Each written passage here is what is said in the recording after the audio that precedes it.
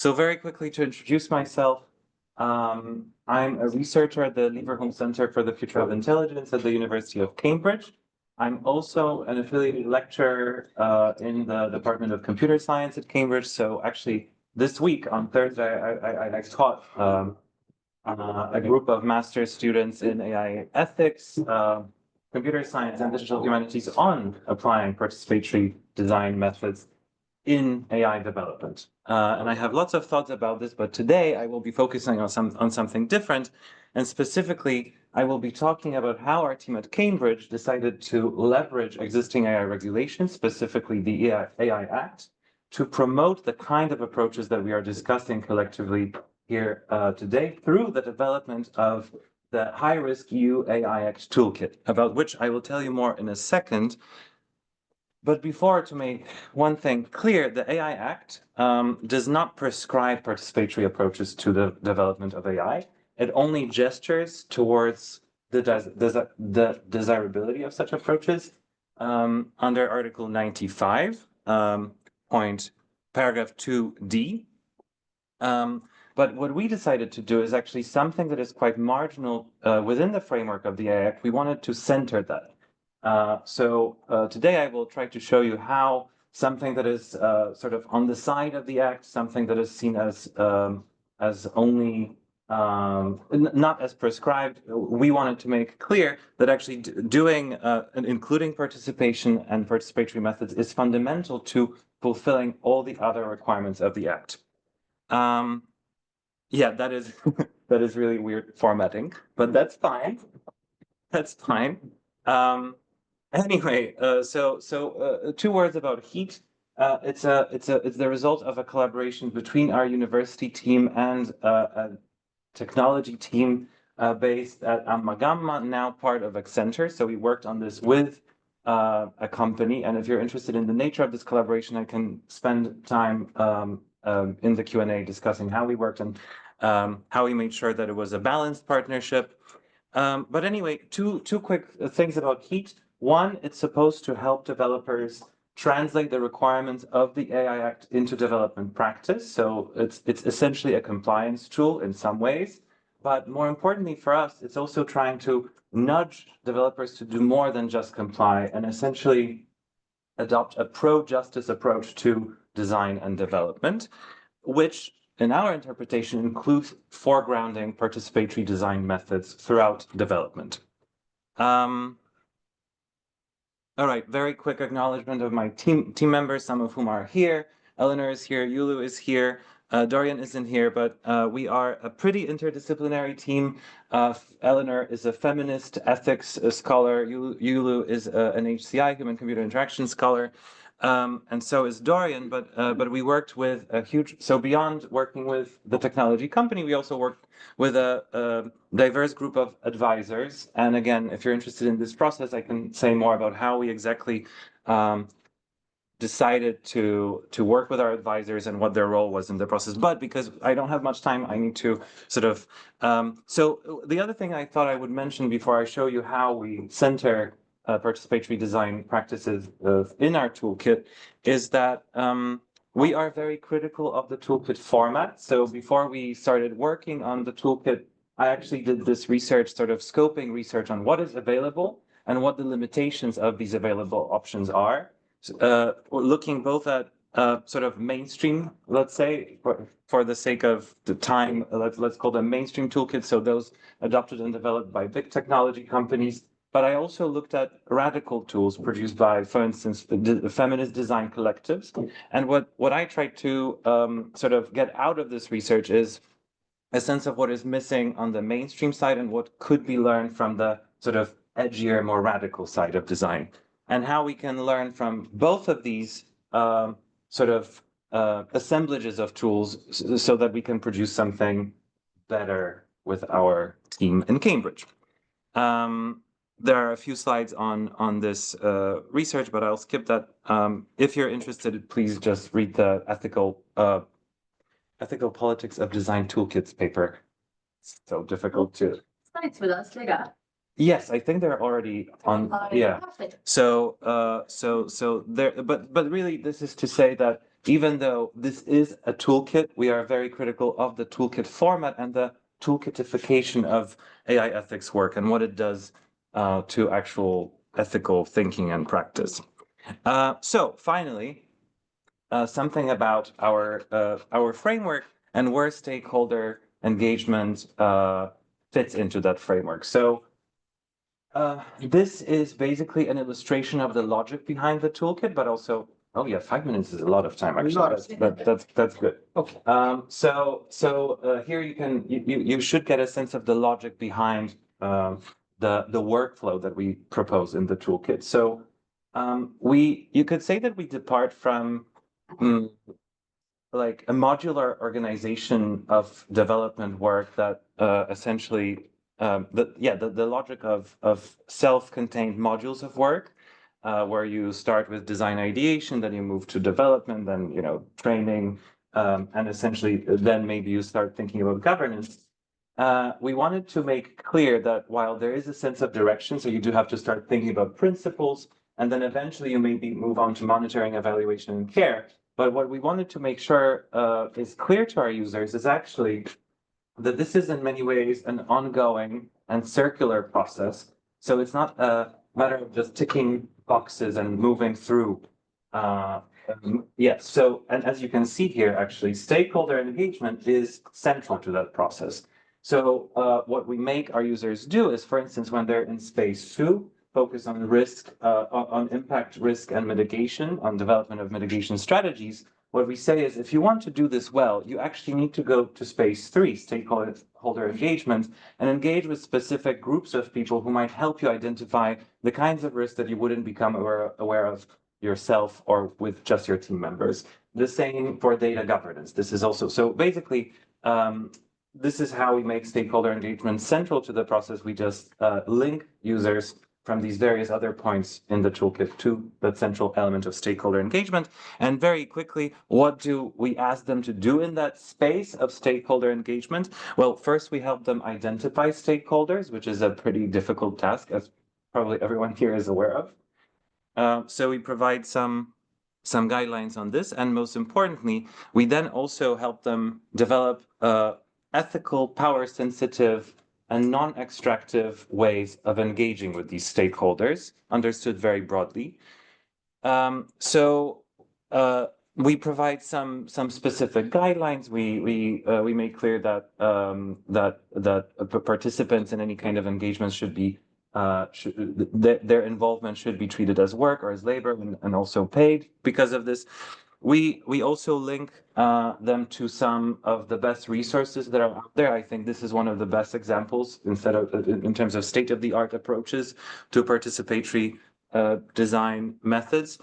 We can actually see but this is this self-reflexive assessment of participatory practices questionnaire developed by Abeba Birhane and colleagues in 2022. So some of you probably know this questionnaire. If not, please check it out. But this is essentially what we expose our users to, many of whom would not have come across this work if it wasn't for the toolkit, and they need the toolkit because they need to follow the AI Act. So we kind of Trojan horse some of these more radical practices and ideas through the framework of the AI Act. And just to make clear that the majority of practices that companies are interested in could be summarized under the title of consultation. So they're interested in consulting diverse groups and maybe learning something about the usability of their product and maybe even how to make this product work better for a specific community. Companies are interested in this. But what we gesture towards as desirable by including under each task, each section, the go further section, what we make clear is that also these companies should aspire to do more. And in this case, in the stakeholder engagement space, we make clear that actually, ideally, you should not only consult specific groups, but actually empower them to produce their own technologies or maybe work in co-ownership frameworks. So I think I'll stop here. This toolkit has just been released in its beta version. So you can actually go Check it out. Please do. If you have any feedback for us, we're very open, and this is an ongoing process. The way we design the toolkit is reflective of the kind of design that we're trying to sort of bring to the fore as desirable in the presentation. And that's it. Thanks so much. Thank you. Thank you so much. We are moving to our third panelist, and Susan. Welcome, Susan. Hi. Okay. Also introduce yourself. All right. Everybody else. So yeah, I'm Susan Oman. I'm a senior lecturer in data, AI and society, and AI and inequality lead of the Centre for Machine Intelligence. I've got too many job titles, so I've actually just had to read them off the slide because I can't remember them. But I'm presenting a piece of work that forms part of a project called Public Voices in AI, which is partnered with Ada Lovelace, Alan Turing Institute, UCL and Elgon Social Research. So in fact, Octavia, who chaired the first panel this morning, is heavily involved in this work as well. So the work I'm presenting on is an evidence review, and I want to talk a little bit about what it is to have evidence in this space and what it is to review the evidence we have and to think about moving towards AI action. So this is a big project. We've loads of different outputs coming out in the next few months. There's some slides at the end of my presentation to find out more about the project if you're interested in any of these things.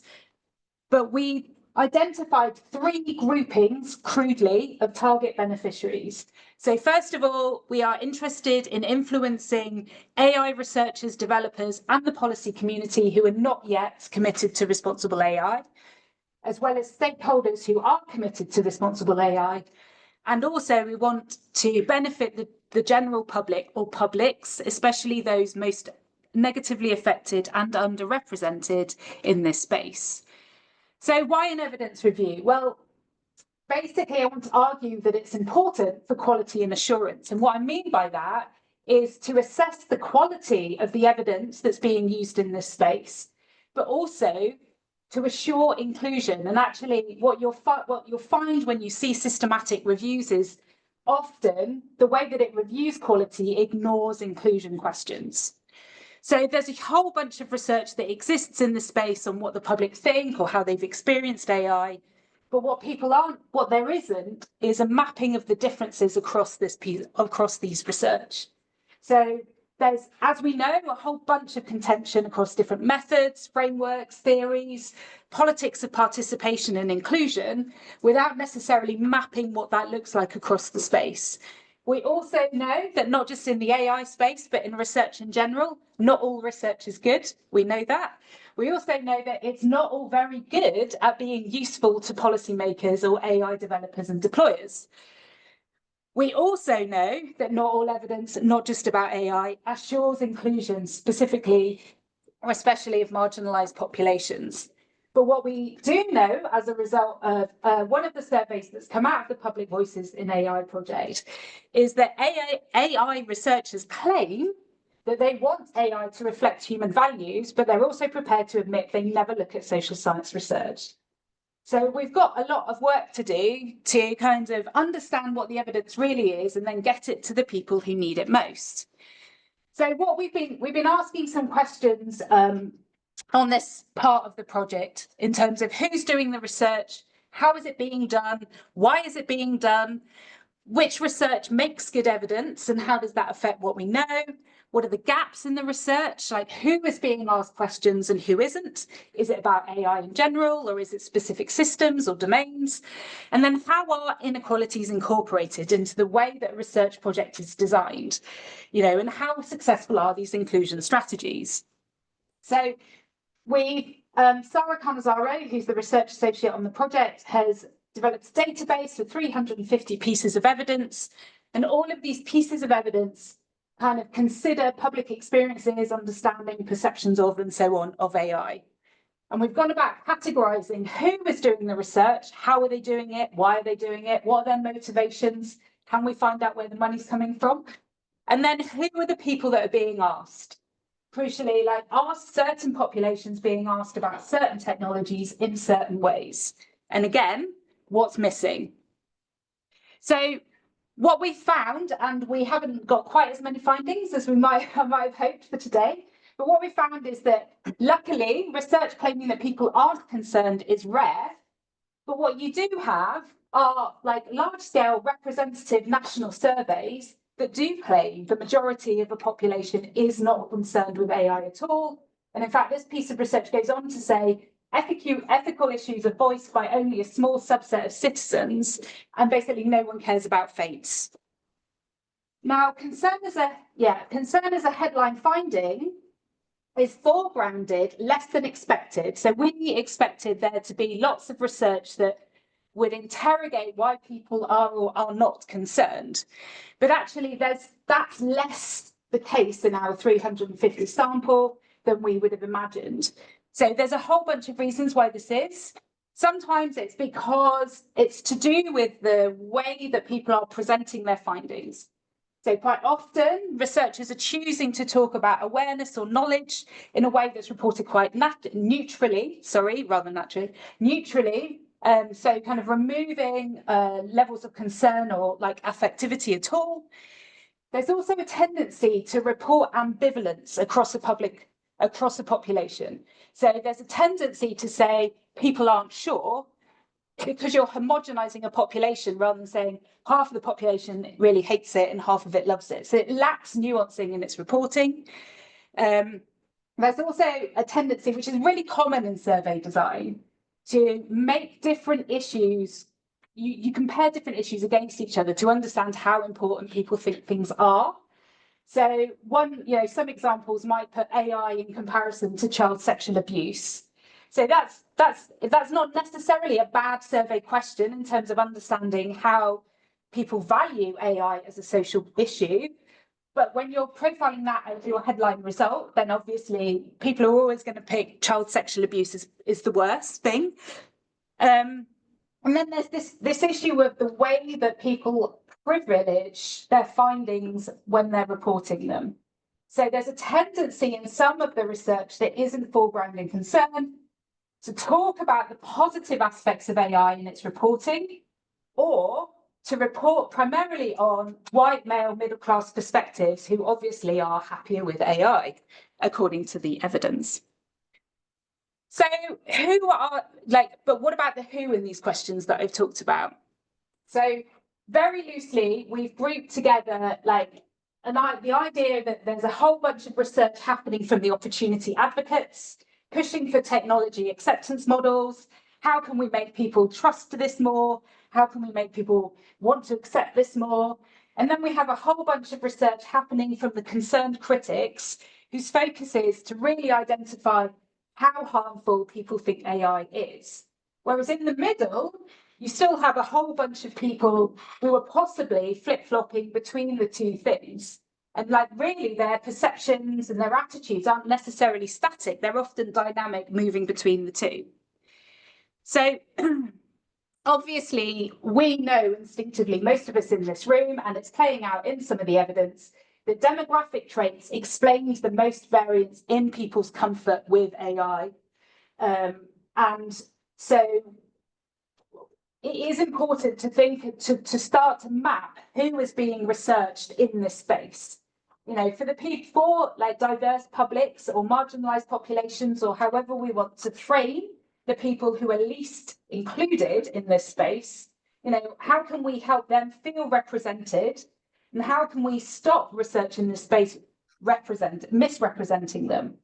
So what we found is there's much evidence about diverse populations. So what we're seeing is surveys may be claiming to address diverse populations with survey boosts and so on, but they're maybe not as successful at doing so as they claim.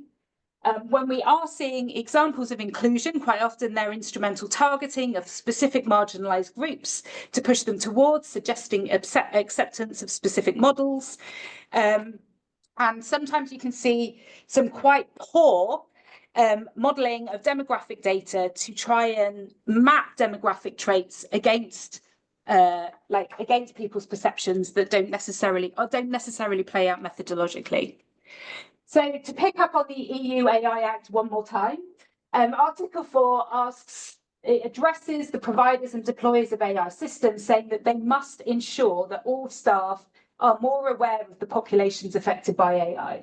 So I want to kind of finish this presentation by suggesting that we have to ensure that all voices, especially those most affected, reach those working in AI and tech policy, because that's just not happening at the moment, and that these voices are not misrepresented or missing.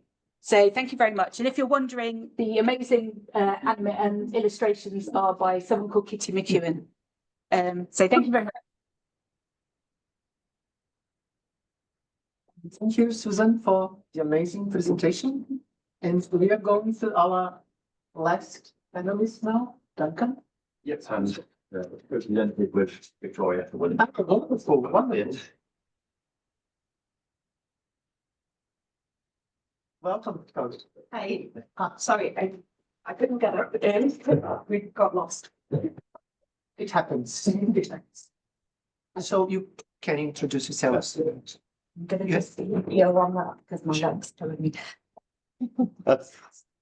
Hi everyone, my name is Duncan Reynolds and I'm a postdoctoral research associate of social science at Queen Mary University of London, currently working on the AI Multiply project, which we'll go into in a minute.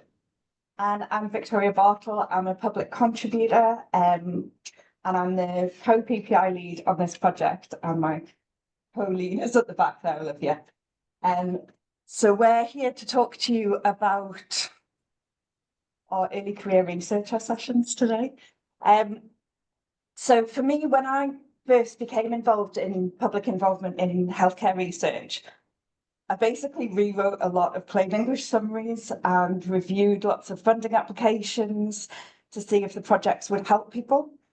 But since I've gained more experience, I want to be involved in projects where the public involvement is fully embedded within the study, where there's public involvement in the governance, in the management, and that we're involved in the decisions before they're getting made, rather than just reviewing the work afterwards.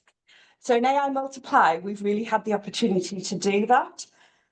We identified quite early on that it was early career researchers who were making the day-to-day decisions about the data. It was actually our colleague Lizzie who brought it up in one of our meetings. And my ultimate goal for the public involvement in this project was for there always to be public contributors involved whenever there was a decision being made about what data to include and what to exclude, so that it reflected our lived experience and that anything that we produced from this study would have patient benefit and would be relevant to those of us with lived experience of multiple long-term conditions and polypharmacy, which is what we're working on. But another challenge that I see in public involvement, just stay there for a minute, please, is that early career researchers aren't taught how to do public involvement. It's like a separate skill that they should be taught. So our public contributor group wanted to help the ECRs on our study to develop those skills, because it's a huge big study. Now you can move on. So our question kind of became, how can we target early career researchers so that the patient voice is included, decisions are influenced, and the ECRs gain PPI skills? So as we've said, we're part of the AI Multiply academic research project, which is a reasonably large National Institute of Health and Care research funded project in the UK. And we're split between two universities, Queen Mary University of London and Newcastle University. And I've got here on the screen the mission statement of the project, which was actually co-produced by the researchers and the PPI group together. So AI Multiply aims to use the collective expertise of patients, clinicians, researchers, and artificial intelligence to improve the care of people who live with many health conditions and medicines. So it's very much a healthcare project focusing on people with multiple long-term conditions, taking multiple medications. There might be interactions between these medications and conditions that aren't known about, can't be untangled. Can we use AI to help? the lives of these people. So we set up, as Victoria said, it was kind of noted that lots of everyday decisions were being made without input from the public. And lots of these everyday decisions were around things like data engineering, what data to include, what models to use, how to interpret the results of the models that had come out. And these were being done by early career researchers. So sessions were set up where the ECRs would talk with different groups of public contributors to get inputs on their work. And what was quite key about these is that ECRs were told to come, firstly, with work in progress. It could not be work that had been done that they wanted reviewed, validated, and ticked off by the public. It had to be work in progress. And to also come with some specific questions that might be useful to talk about. This wasn't only because it might be useful to talk about those, but it got the ECRs, well, got us, I am one of them, thinking about areas that we would need input from. It might give a little kickstart to conversations, but often the conversations went in completely different directions because what is interesting or seemingly useful to a researcher might not be interesting and useful to a patient, as we learnt. We're very Perfect. So on the board here, this is very much ongoing. These sessions are still being run kind of every or twice monthly. We have done 12 so far, and I'm not going to go through all 12, but you can see there's a real mix of different subjects on here. You know, 3 or 4 using LLMs, but large language models, but some using different clustering methods. We have social science in there. At the bottom, we have what should be explainable about AI. So we've got loads of different areas because, as I said, it's quite a big research project of lots of work packages, lots of people on it. So loads of areas for the public to get involved, or patients and public group to be involved. So we're also doing an evaluation of the public involvement in this project, which Alex has a poster on display downstairs. She's the researcher doing all of that work. And so we wanted to evaluate the ECR sessions as well. So we had feedback forms for the public contributors and for the early career researchers, just to see how they were going and what the benefit was and if it was worth our time and money because there's limited resources. But generally, as you can see, we had really, really positive responses. The contributors found the sessions really engaging, interesting. They loved getting to meet the early career researchers, and the researchers found them beneficial, getting input for their work, but also practical experience of like managing a group and facilitation skills and being able to practice on the cuff, explaining large language models and complex data things to members of the public who we sit there just go, oh, what are you on about? Please explain that differently. And the ECR did find it useful and that the discussions would benefit their work. So we've got some quotes here that we had from the feedback forms. The first one's from a public contributor and the other ones are from the ECRs. And it shows how the inputs from people with lived experience of MLTCs and polypharmacy has really helped the researchers to refine their work, make decisions about what data to include or exclude based on what will most benefit the patients. I'd also like to comment on one of the ECRs there's mentioned about a range of voices. And we were really lucky in this project to have a really large and diverse PPI group of 30 contributors, which is kind of unheard of in research projects, from across the country with a range of age, ethnicity, gender, socioeconomic, educational backgrounds, and different experiences of public involvement in research. So it gave the researchers a much broader opinion than the usual, like 4 to 6 contributors that you normally get. Yeah, unlike Meta this morning, we have some concrete areas we can point to that have changed. But it's not being recorded, it is being recorded, actually. Good job there. Perfect. So just to kind of so a lot of the things that we were hoping to overcome, known issues of PPI work in research being reactive, not proactive, we think we're going some way to redressing that with these sessions. Contributors felt their voice was heard. ECRs report concrete examples of what can change. Early career researchers reported learning about how to communicate complex ideas and how this can help them moving forward. I do healthcare research. You do not get any funding if you do not have patient involvement. That's been the case for 40 years or so. But we never get taught, as Victoria said, how to do it. So this is part of our training is ECRs to help us with our careers moving forward and to make sure that we always have patient and public benefit on our mind. And for the final minute or so, if you would like to implement some things like this moving forward, these are very general, but we'd recommend identifying who makes everyday decisions. In our case, because big data, AI, healthcare, it was the ECRs, but it might not be in every case. So that's the first step you have to take. Have a clear structure and support in place. I'm sure we've all been involved in projects where meetings are ad hoc, deadlines are in the future, and things get lost along the way. We were very strict in having the twice a month sessions, getting people to sign up, etc. That sounds strict, but also, you've heard Victoria talk. She's very friendly, empathetic, established a culture where you feel empowered to present what you're doing. And this links kind of to the next point where Victoria and our colleague Sue, who can't be here, made themselves available to ECRs before the sessions, saying, you might not have spoken to patients in public before. Have a quick little chat with us. We can run through your slides if you have them. We can reassure you. We can talk to you. What words might you want to avoid? How might you want to phrase things differently? Just to help build up confidence before the sessions themselves, because they might be intimidating to the researchers. Number 5 is important. Allocate appropriate resources.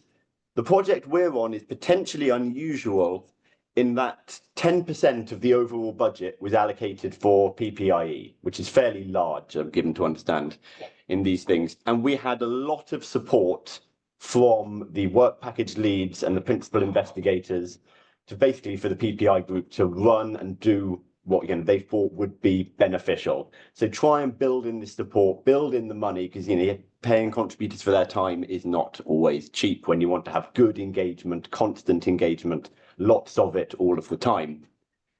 And finally, make sure you kind of build in continual improvement based on feedback. These sessions haven't stayed the same from number 1 to 12. A very simple thing is at the beginning, they were held Friday lunchtimes. Feedback from the contributors came back in pretty quickly that this was ECRs, that's during the ECRs, saying this was not going to be appropriate for the kind of large number of Muslim participants and researchers we have on the team, as it didn't fit in around prayers. So therefore the sessions now take place 9 a.m. on Wednesday, but that's not good for people on the school run. So there's another session as well later in the day, and we are constantly adapting to the feedback. I'm pretty sure I've gone over my final 2 minutes, but why not? Sue, our colleague, is a public contributor in the project, and she leads on the ECR sessions, and she has been instrumental in supporting the contributors and the researchers in running these entire sessions. She facilitates everything, she communicates everything with them. And she's a public contributor, she's a volunteer herself, and she was meant to do this presentation with Duncan, and I've stepped in because she's had some personal issues why she couldn't get here. But without her and her logistical support, it wouldn't have happened. So this has been a massive success, and it's actually been taken up by one of the other projects within our collaborative because it's worked so well. So thank you very much. Thank you. Well, thank you for your presentation. We've had the 4 presentations. Now we're moving to the second part of the session. It will be Q&A. But before we start Q&A, I will invite you to talk to each other for no more than 5 minutes. Okay, so I think we should probably the opportunity that we are in person and not online, because online it would be impossible. But since we are here, talk to the person next to you. I suggest 2 things. Well, of course, you introduce yourself, and then, of course, and then if you if you're outside here and you want to tell someone you met, oh, I just learned something so interesting that you learned on this panel, what would that be? And or the second thing, well, something that I didn't understand or something that I'd like to know more about is this. So what I learned, what I'd like to know more about. Only 5 minutes, because then we go back to the panelists and we have Q&A. All right? 5 minutes. Thank you. I'm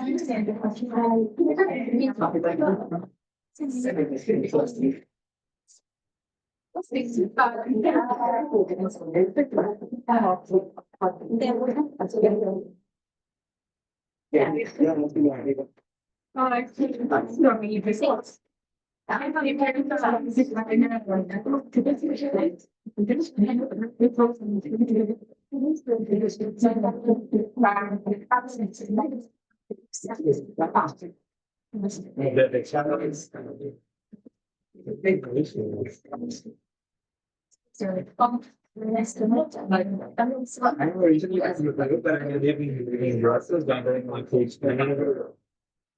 Now I'm focusing on AI, particularly participatory method that I want to bring for designing AI in the same options and the democratising. So yeah, I'm doing a pitch of the way and the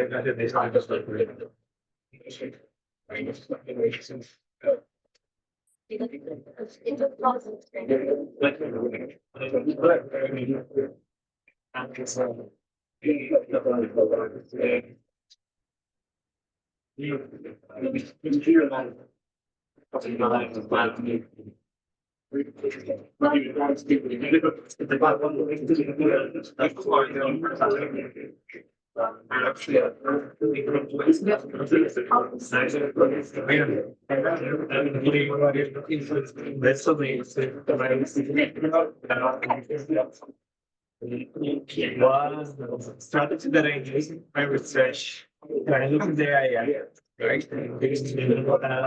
I particularly like mostly in the regulatory sandbox, that's actually the sandbox is the process and methodology for you to test and experiment on systems that are still deployed. And actually what I want to do that is take all the requirements that they have on the AI and try to test just some of them, right there. And then what you just said is very important because this I want to use on the fundamental right, because that point where participatory approach are very important, because that's how you try to have how can be this rich assessment regarding the impact of individual. Because of that, I also want to look like, okay, what are the aspects of fundamental rights that could benefit the You know, we specialize in this.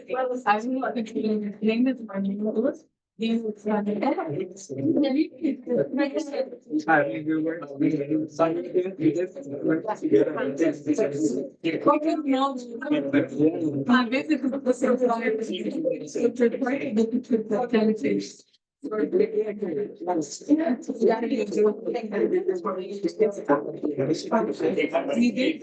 boss,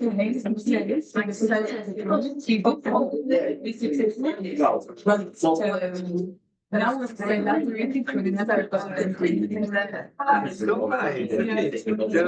That's so you know, right? Yeah. Okay, we think about the self yeah,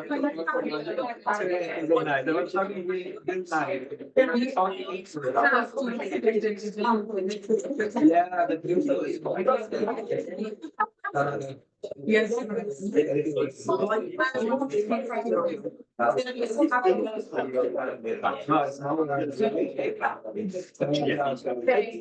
is the project that we're going to present? I'll show you.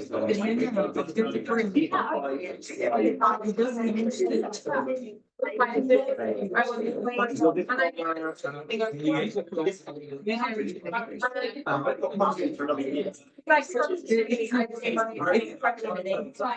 considered like the first one of those is research related to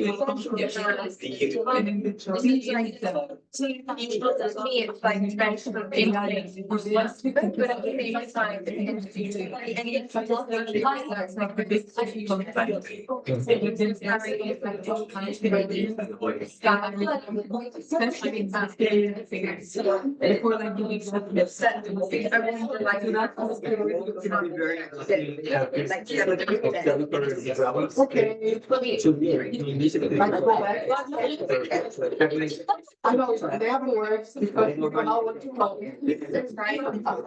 Having some labels. Okay, people, should we go back? We have your presenters here. So, Amrita, are you there? Can you listen to us? Yes, I can. Yes, I can. okay. So, people, I suggest that we can get 3 or 4 questions for any of the presenters, and then they can answer. Who would like, based on what you discussed, and now you feel more confident since you talked to other people. Questions? Oh, you have a question? So let's start with your question. Oh, and I think it's a nice question, not a mean one. Oh. I'm always intrigued by people who say it's a toolkit, but not a toolkit. So I wonder if you might explain to us the bit that you couldn't fit into a presentation, obviously, at the time. Yeah. I had the same question, thank you. I had the same question. Thanks for asking. But I don't think it's a mean question.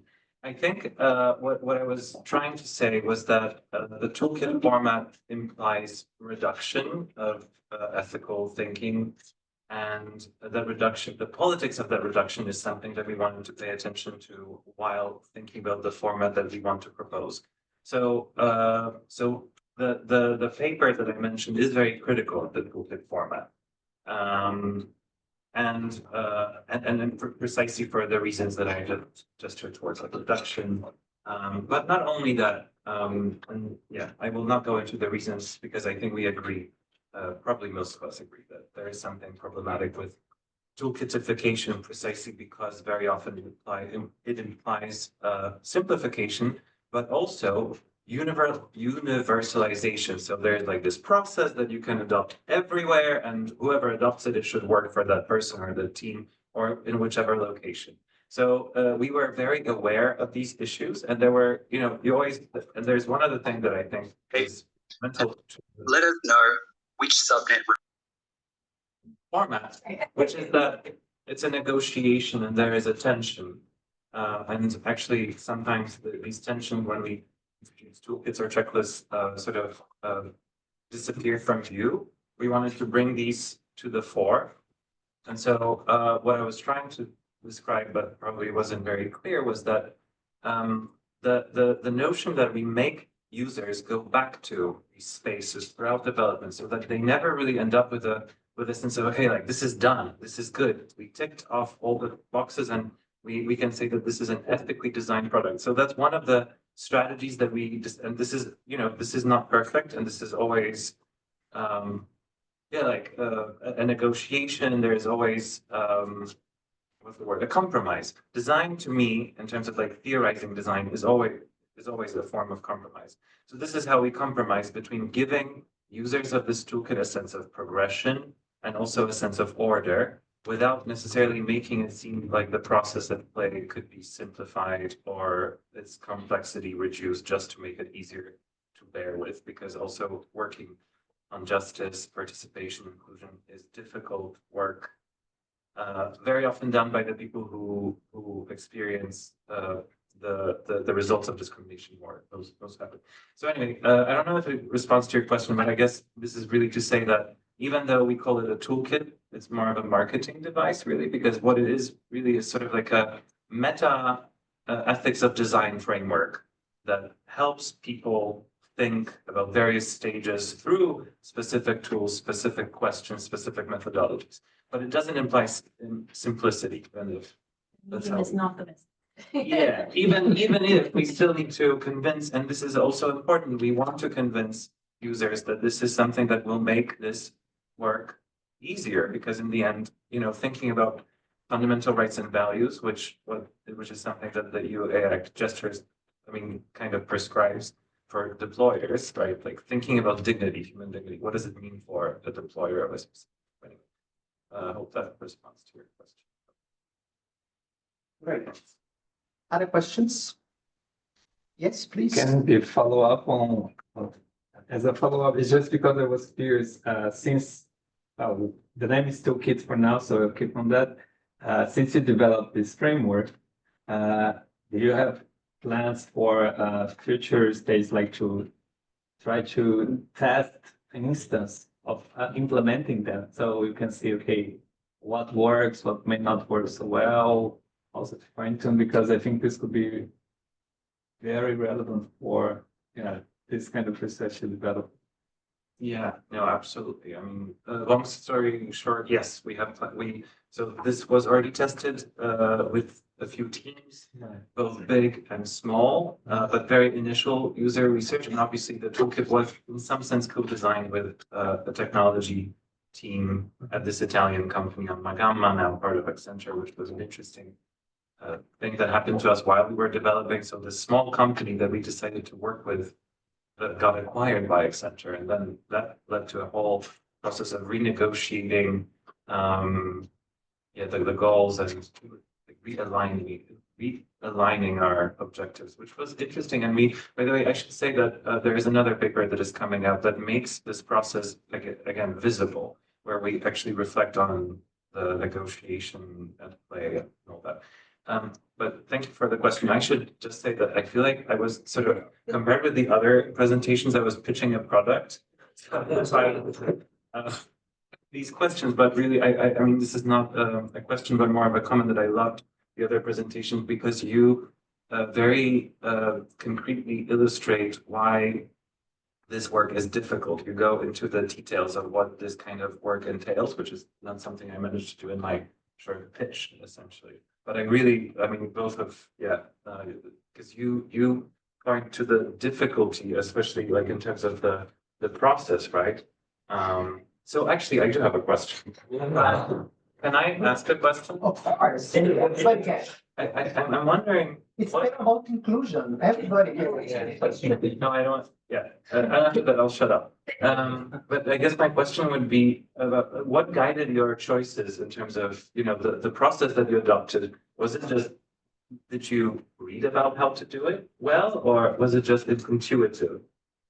I think because I've been doing public involvement for about 6 years now, and there's 4 other public contributors, which we call ourselves the management group for AI Multiply. And we've all been doing PPI for quite a long time, so we knew what we liked and what we didn't like. And I've done some training with different universities for early career researchers, and I think getting to know Duncan, Lizzie and Alex especially on the project really kind of helped shape what we all wanted, because you guys were all involved in the conversations as well about how we're going to run the sessions, what they were going to look like, how often they would be, like how we would facilitate it, how we could support the ECR's content. And it was, it was a collaborative kind of process. We didn't follow a framework, we just did what we, in our personal experience, found had worked well for us and what we enjoyed doing, and then what the ECRs felt would benefit them and how we could best kind of facilitate that between us. Now you can speak. It's about governance. And what we did was we put this in right at the outset, in putting in the first bit. What's happened is the amazing delivery of it. But before that, it's about how we make sure that the people who are putting in the bid for the project actually understand the importance of it. So it was all written in from day one that PPIE was going to be absolutely at the heart of the management, which is what Victoria and colleagues have been delivering. And that's it. Governance is very important. If you get it reasonably okay at the beginning, or at least if you have people you can talk to about it, then you can make it work and adapt it. And it's been adapted constantly as we've gone through, but it's been adapted because there's acceptance of the principle. And that came in at the very beginning. That's all I want to say. Okay. Well, that's one quick thing that when, this, as I said, is still going on. When we kind of come to, I guess, write this up, formalize it a bit, I'm an ethnographer by trade, so I'll be writing kind of an ethnographic account of the meetings that led up to the realization that PPI in the project was good and it was going well, but there were certain problems about misalignment. Most of the misalignment was around what the data can actually do. So a lot of the data engineers were kind of presenting their work to patient groups saying, oh, we can, use our AI and we can predict your mortality in the next 5 years. The patients thought that's not what we want. And patients were saying, we care about periods of wellness. Don't tell me about when I'm sick. I know when I'm sick. Tell me what happens that makes me well. Tell me about, if I start taking medication AB rather than AC, does that give me better quality of life? And the data engineers were going, oh, that's really interesting. Can't do it. So there's a bit of a misalignment between what was wanted, what could be done, and these conversations were being had.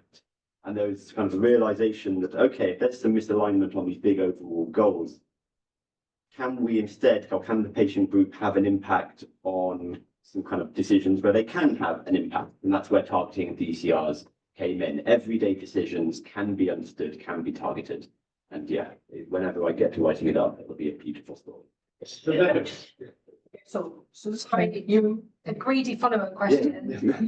So the people who said it couldn't be done, I assume it's technically possible, but it's just too difficult within the crap systems that already exist that were built for the wrong reasons.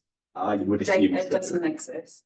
What we wanted was like for GP records to record your height, your weight, your for chemist, for your pharmacist data to be linked up with your GP, to be linked up with your hospital data. So every time you go see a specialist, you've got to tell them a whole different story, and they don't know what pills you're on, they don't know anything about you. So we wanted data to be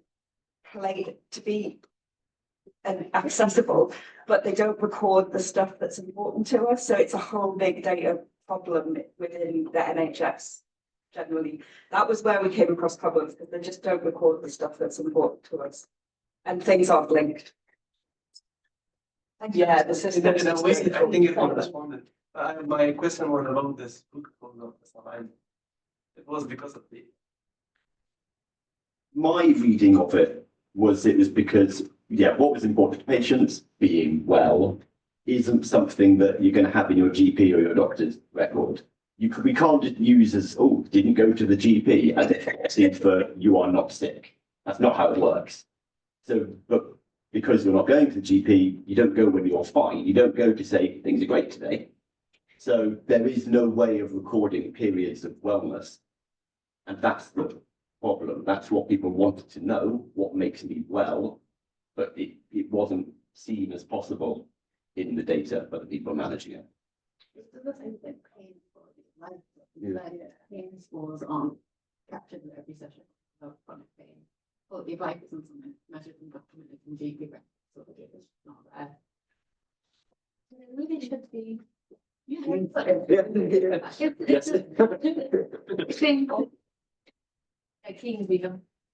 have like, I think, a whole department that's done wearables and things like that. It's like a different kind of a need to. But then it raises all sorts of products. But also, not everyone wants to answer a quality of life questionnaire when they go to I don't want to say if I think my life is worthwhile every time I go to the GP. So there's huge issues. You have a question. Is the lady in India still with us? Yeah, she's. Anita, can you hear us? Yes, I can.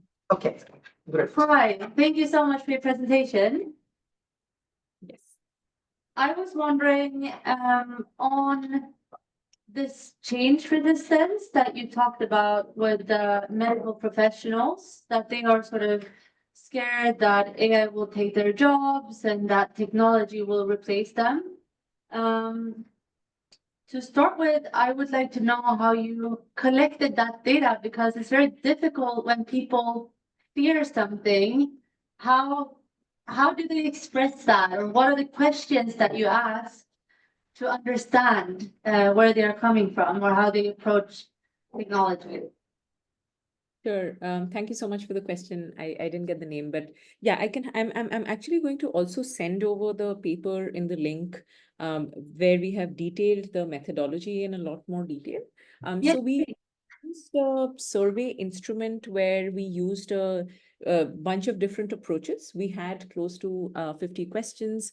A lot of them were including various options. Some of them were Likert scale questions. Some of them were questions of, where people had to just pick top 3, top 5 options. A lot of the questions were divided into sort of questions of like, if there are ethical challenges, and we give them a bunch of like statements, people had to either agree or disagree with them. There were also questions around the data supply chain. So in terms of practices in themselves, do you do data processing? So if yes, what are the activities that you do? So those were the ways in which the questions were organized. In terms of this particular question that you raised about do people feel hesitation? That was a Likert scale question where we had asked, on a scale of 1 to 7, what is the extent of challenges that the people face in integrating AI systems into their clinical workflows. So what we did was that, for this particular question, we essentially have shown the entire responses to the Likert scale, and the percentage of respondents who picked up 5, 6, and 7, which was fairly highly or very highly challenging, was about 50% of the respondents.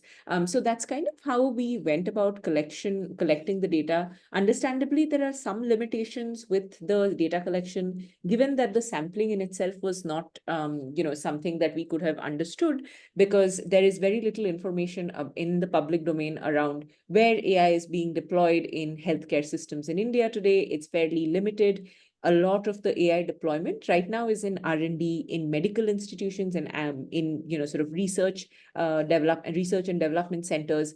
So we have also spoken to public health colleges and institutes that are developing certain AI systems for, let's say, detection for neonatal care, identifying any sort of, issues with fetal issues through certain image-based diagnosis. So some of that information we have gotten through secondary and, sort of interviews, but the sampling of the survey was fairly exploratory. It was more of convenience sampling, looking at who's available to answer, because the ecosystem right now is in itself fairly small or limited.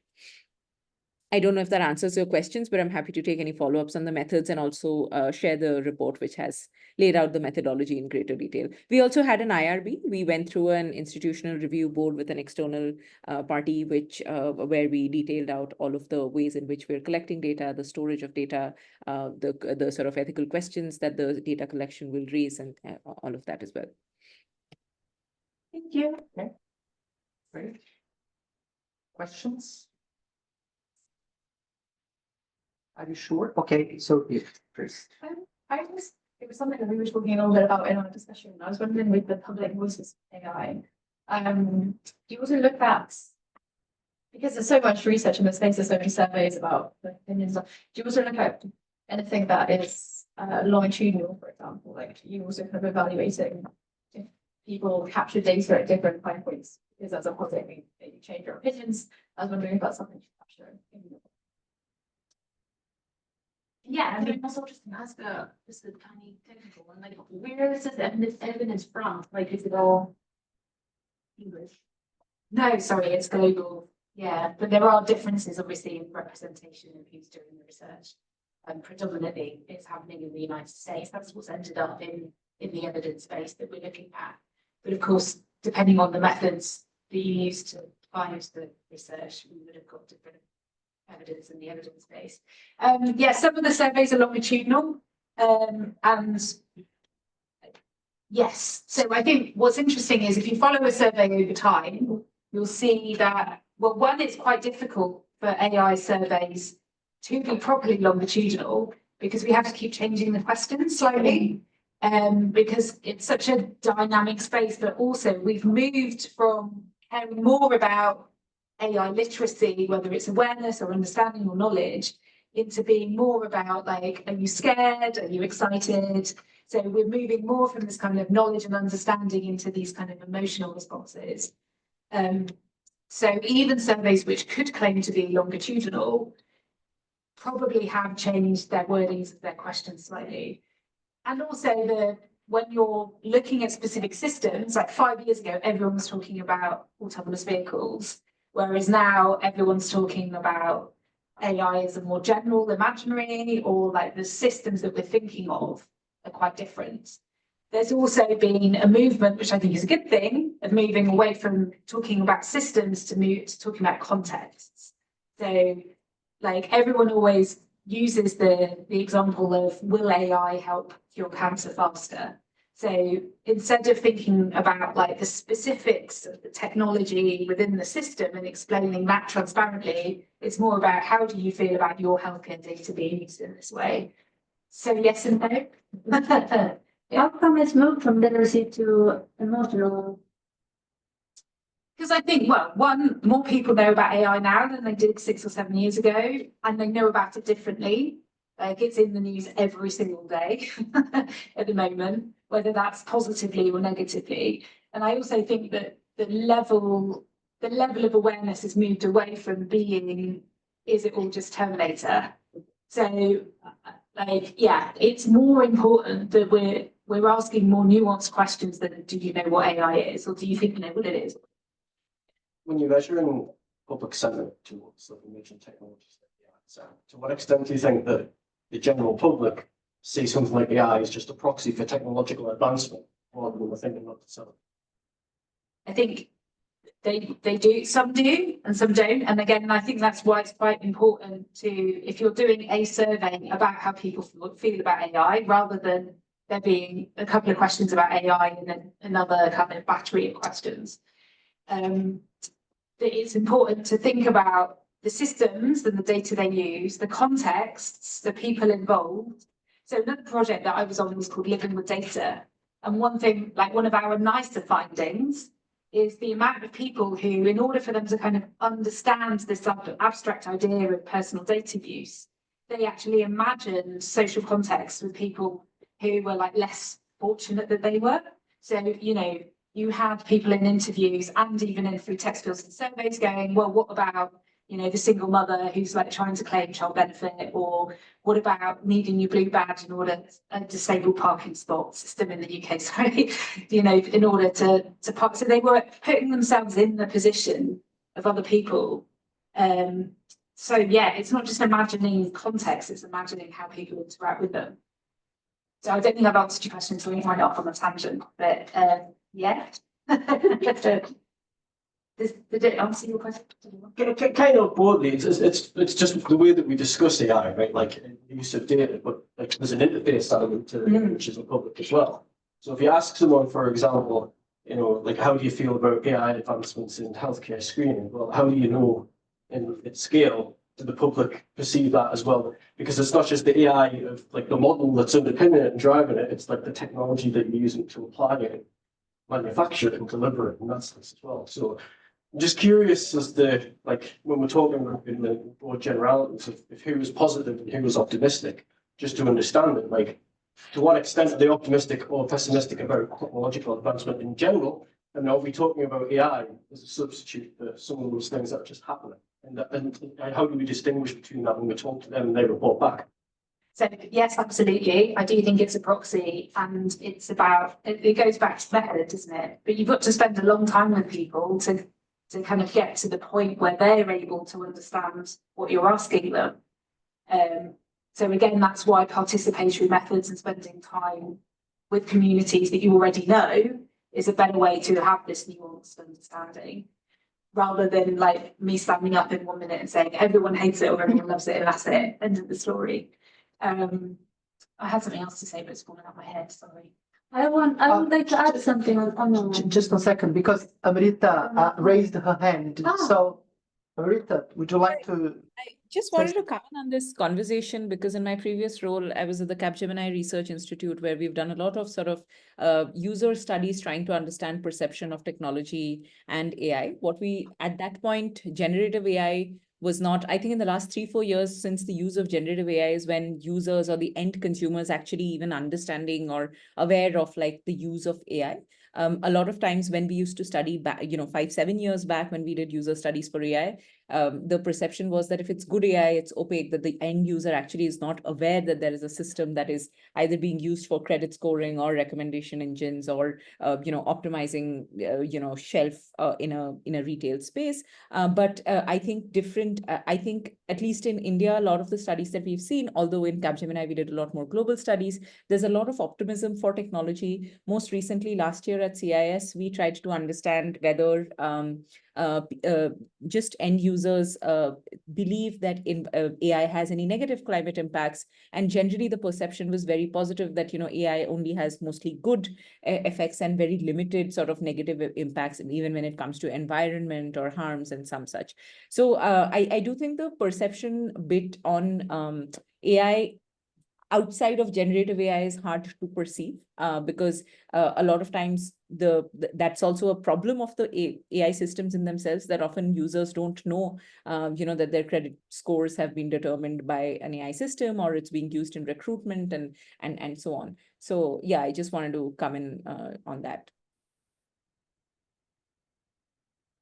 I just wanted to add something that is quite simple and maybe more of a method that we've been starting to use recently in processes where we spend a lot of time with people, where they have some sort of change process coming up, and where you need a common language and you need to understand how people approach it. And that is simply asking, what is AI for you, for example? And it blows my mind every time how differently people perceive that, and without necessarily having to spend a lot of time with them or without having that being very far into the process. It's such a simple question to ask, and it's very useful to have in the beginning, but it's also something that you can take with you throughout any type of change or research or strategy process that you're setting up. And yeah, it's something that has been extremely useful for us. So it's if anyone else can use it, then I'd be happy if I can give you that today. We have only 5 minutes left, so I will ask Amrita if you would like to. I'll ask each of the panelists to say something so we can close, something that you'd like to add. But let's start with Amrita. Would you like to say your final remarks on the panel? Thanks so much. Thanks for having me. I think I also learned quite a bit on the approaches from the hearing from other some of the other panelists. I think our study was not looking as much to the end user when it came to like healthcare deployment. So our study was more focused on like looking at doctors or medical practitioners as the end users and how to include them in the sort of participatory approach of building AI systems. But I think some of the other presentations actually talked about end users and citizens and other participants. So I think that was quite interesting for me to hear. So thank you so much for having me. Thank you for joining us. Thank you very much for your presentation and for answering the questions, Tomasz.